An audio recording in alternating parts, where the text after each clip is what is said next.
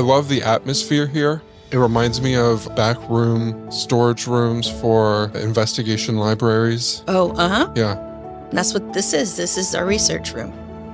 We're sitting in the back room of the Norte County Historical Museum in Crescent City, California. Across from me at the table is Karen Beteljuski, and she's walking me through the ins and outs of the local archives. So is this where you keep everything for the museum? Yeah, not everything. You can't imagine. Like those ledger books up there, we have huge ones from the old lumber camps and stuff. And the real old stores like Hobbs Wall. Hobbs Wall was the only mill in the town for a while. Wow. And so they used to do all the business, and they'd have these huge ledgers. They'd stand this tall. The books that I'm referring to line the top shelves in the corner of this research room. Dark, leather-bound, and about 1.5 feet tall. They could be full of peanut butter and jelly recipes and still feel important. I love how tall those books are. These are all the bound newspapers from about 1948 to 1989. Wow. And then we have some other stuff right there, that some of the older newspapers, they just go back into 1928. I noticed that I love that there are 5 boxes and they're numbered 1, 2, 3, 4, 5. What's the story behind box number 1, Brother Jonathan? Actually, that is a good story. Yeah. The Brother Jonathan was a steamer, a coastal steamer, and it went from San Francisco to Vancouver carrying passengers and freight. Okay. And in 1865, it sank right off the coast here. And Brother Jonathan was the name of the ship. Over 200 people were killed, and only 19 people survived.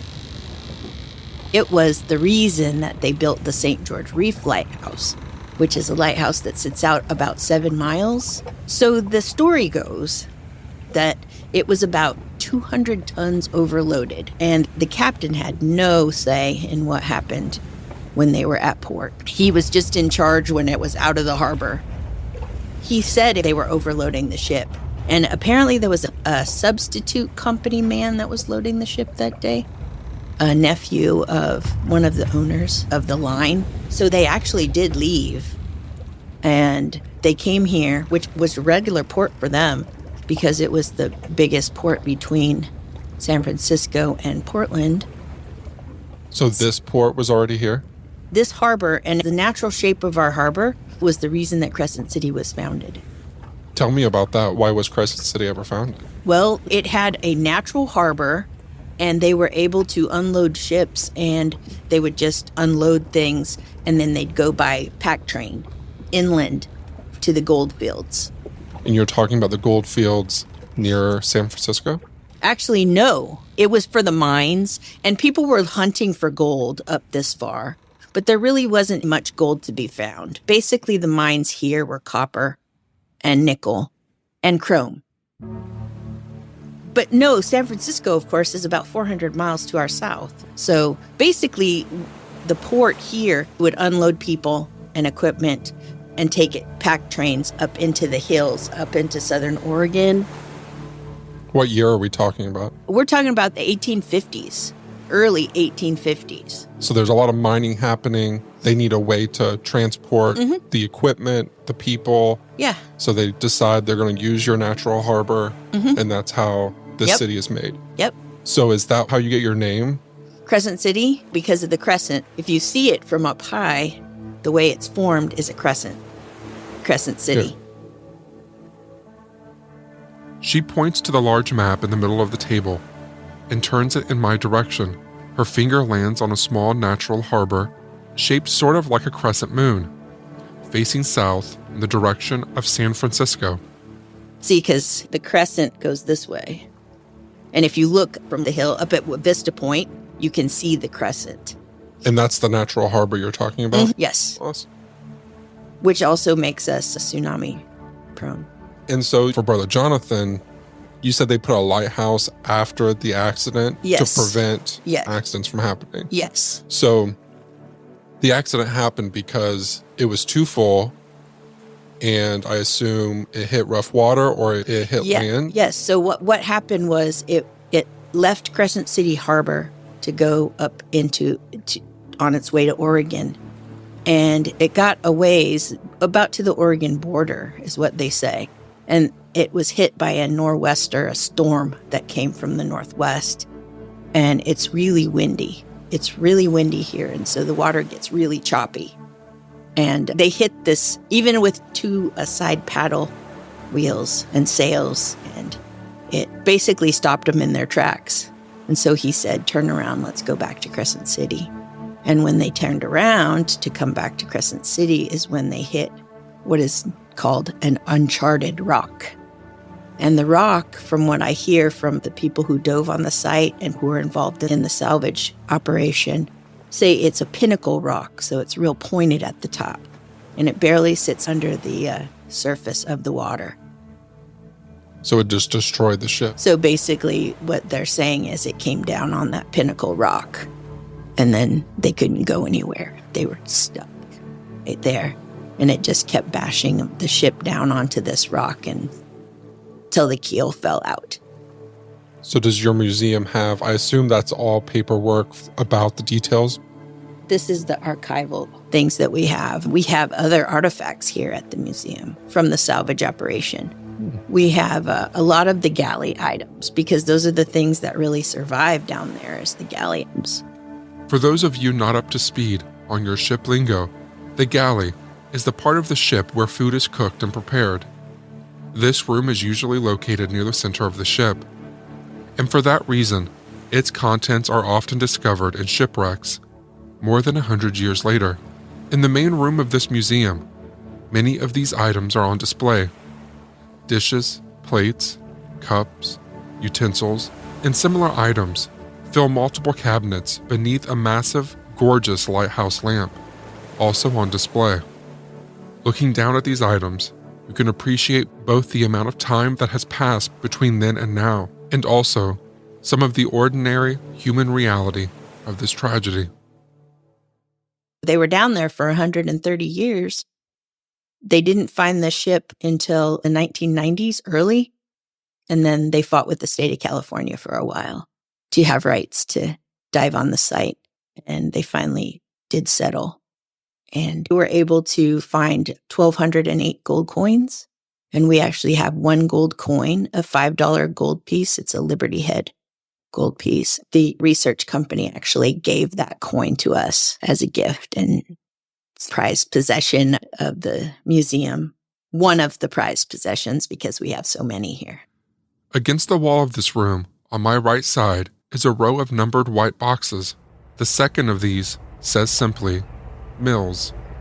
Now for number 2, let's just go down these boxes, because now I'm very curious. What's the story behind the mills? Well, anytime anybody moves into an area, they got to build houses. The first thing they do is they start some kind of mill. There was a lot of trees around here that were able to be milled, and boy, did they go to town.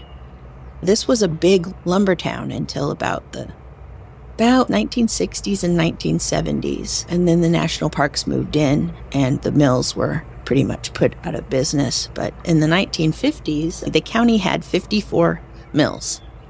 And those could be big mills. Those could also be people's personal mills. But 54, which is a lot for a little bitty county like Del Norte. Do you know how many mills there are now? 0. In places like this, the tension between industry and conservation is real.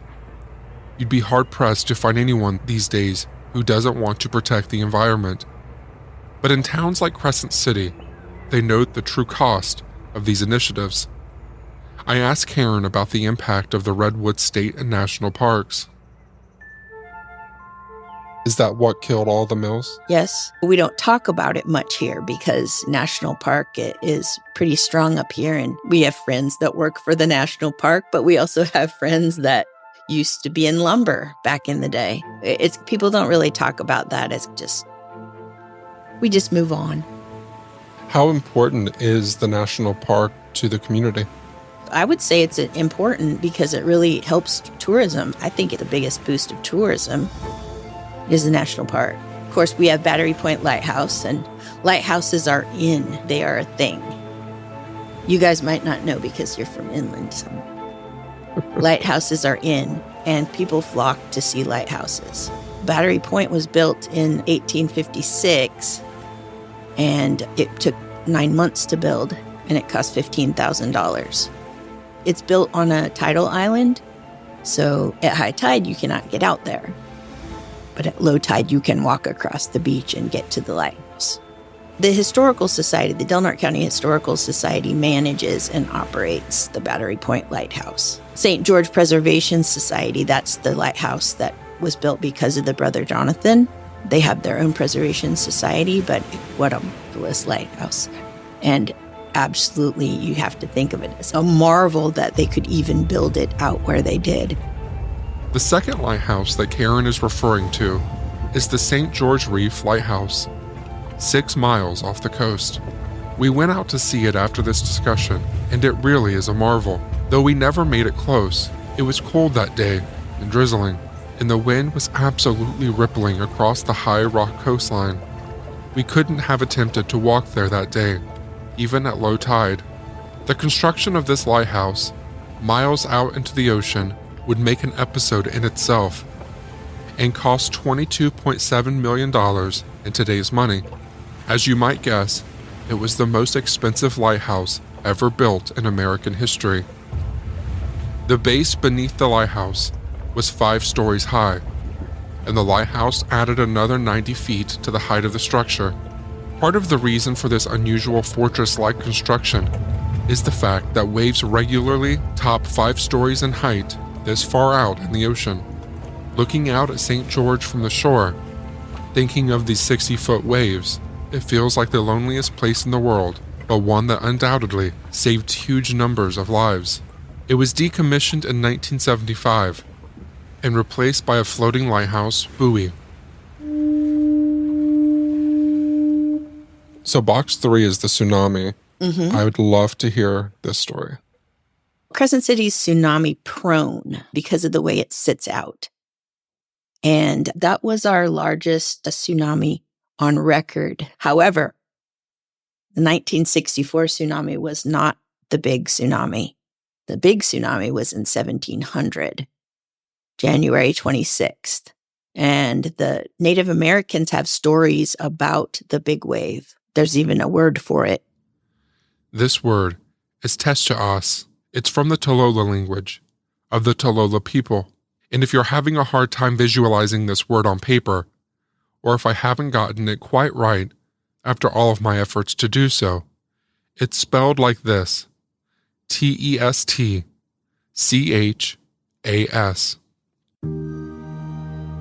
The reason they know that there was a big wave in the 1700s is that Japan had a ghost tsunami.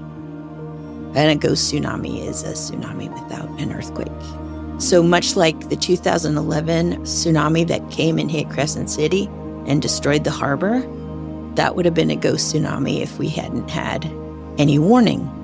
But much like that, the tsunami that came from the Cascadia subduction zone hit Japan in 1700. And they were able to see from core samples that it was for sure 1700. And they have a written record of January 26th, which was the largest tsunami, at least that we know of, that hit Crescent City.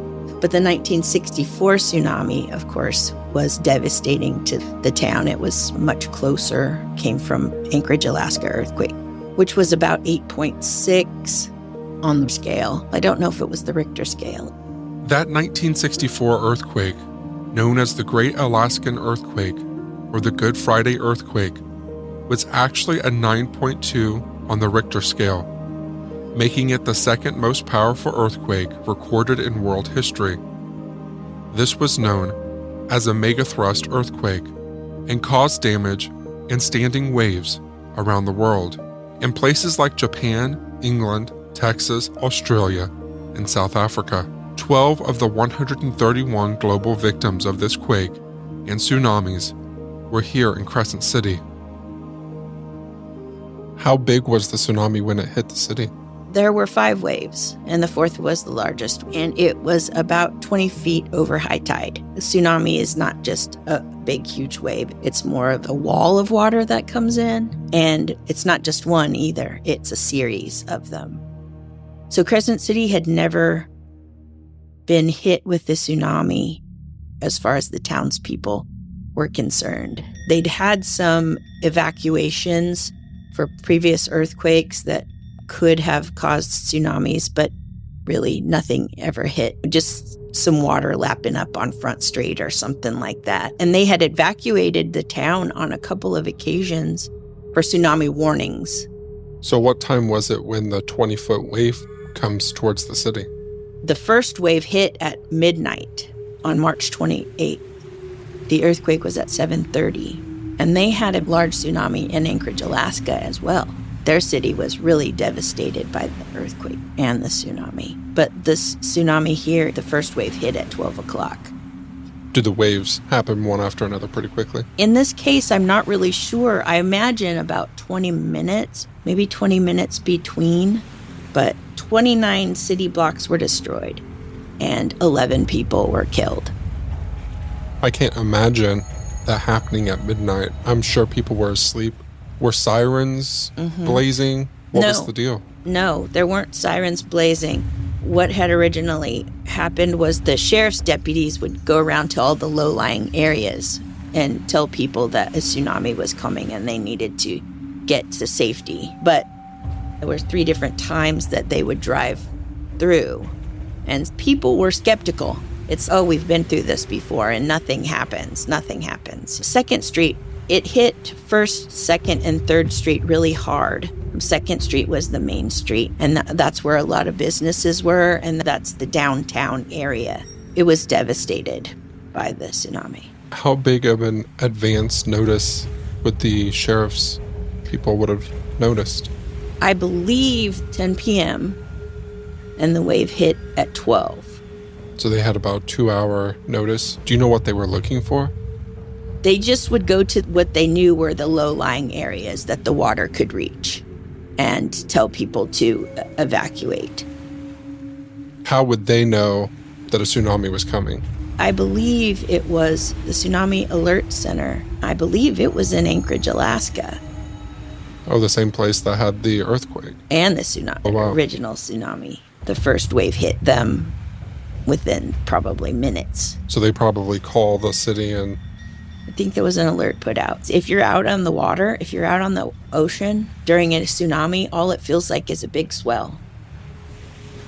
I assume that there hasn't been a tsunami since then? There have been several tsunamis since then. As big? No. This was the one that devastated Crescent City. Is there anything in place now to prevent something from happening if another large tsunami were to take place? You can't prevent it. In 2011, the Fukushima earthquake and the tsunami that came from that actually destroyed our harbor. That was from quite a ways away, but it happened at low tide. The tsunami hit us at low tide, but the devastation to the harbor, it was amazing. I can show you some before and after pictures of the harbor. I don't know what we really expected from a tsunami that came from that distance, but it was devastating.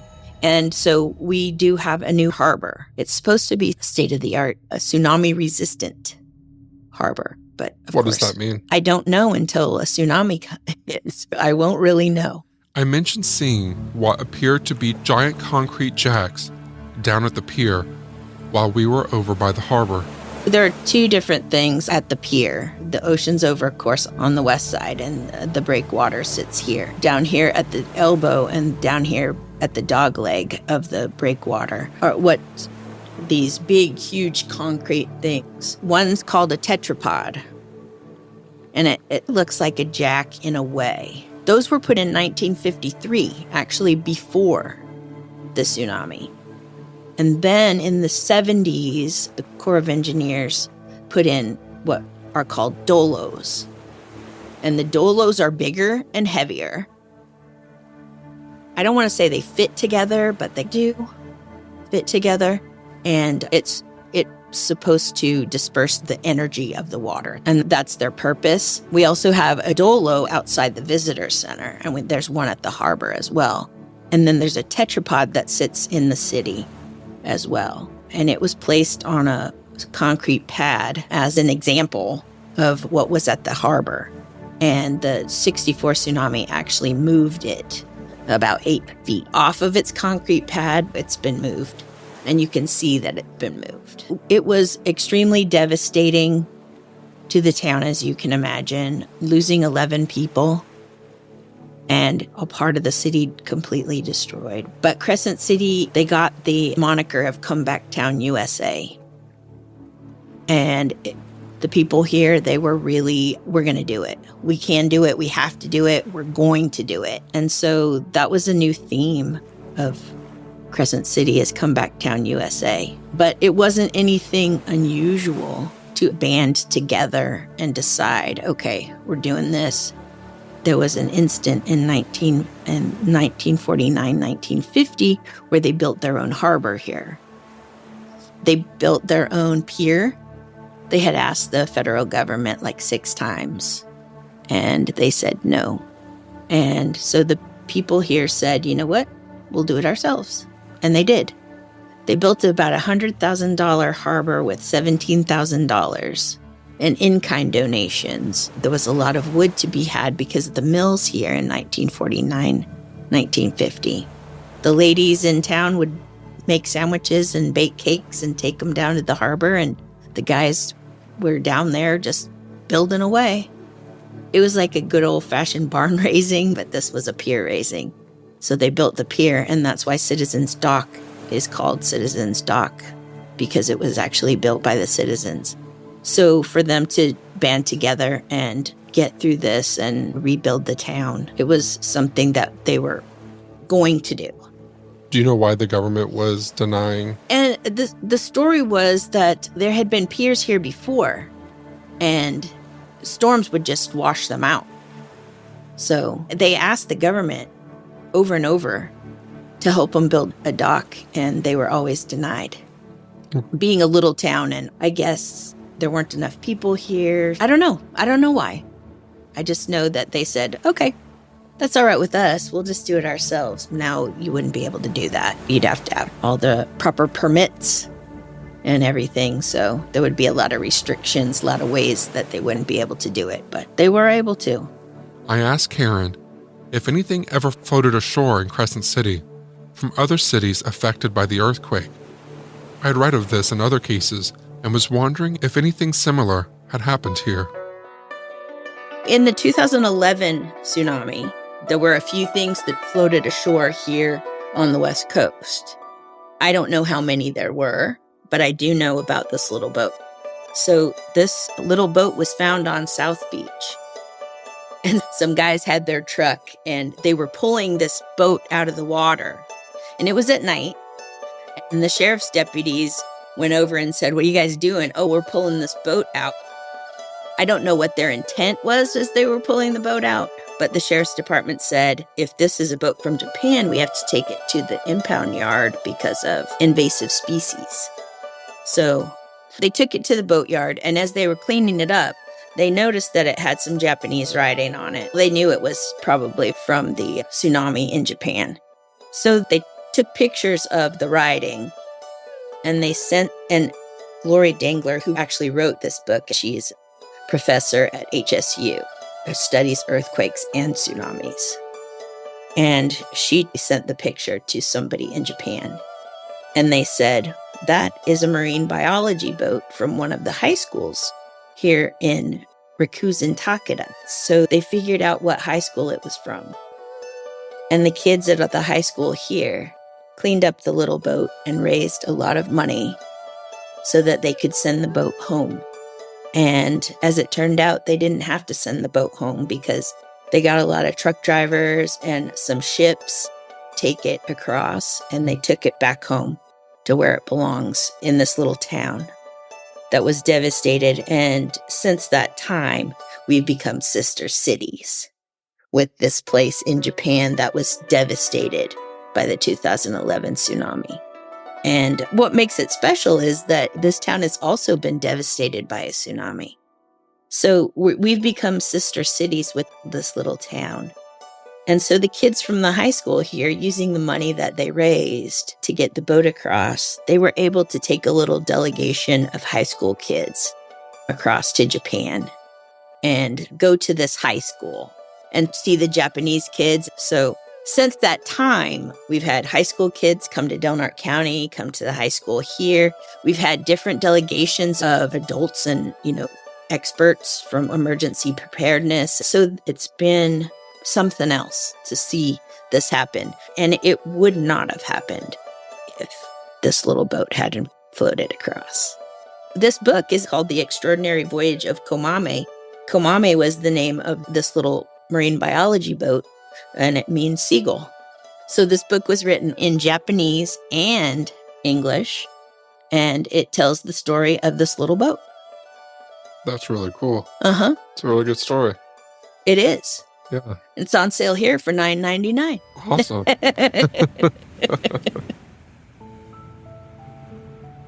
I've never seen a children's book like this one, and each of us bought a copy for one of the kids in our lives. And it's only $9.99. Again, it's called The Extraordinary Voyage of Komame. A Tsunami Boat Comes Home by Lori Dangler and Amaya Miller. Perfect bedtime reading material. A true story about international friendships and making the most of bad situations. I've put a link to the book in the show notes. It has pictures. And what's funny about the pictures is some of these kids I can recognize. I'll go, oh, that's John. Oh, that's so-and-so, because they did such a good job in their illustrations. We also have this book as well, and it's called Dark Disaster. And this is a first-hand accounts and pictorial of the 64 tsunami. It shows pictures of the aftermath of the tsunami, where houses are actually pushed into the streets. Beachfront Park was actually built after the 64 tsunami. So the Corps of Engineers used the foundations from the destroyed buildings. They used the foundations when they built an 8-foot seawall, which sits out farther than the original seawall did. And they built this park there between the harbor and the town. I'd like to thank Karen for being with me today and for sharing her time and museum with us in Crescent City. If you're ever in the area, come visit her and her fellow historians in the Del Norte County History Museum. There's lots of great exhibits here, and the gigantic lighthouse lamp alone is worth the visit.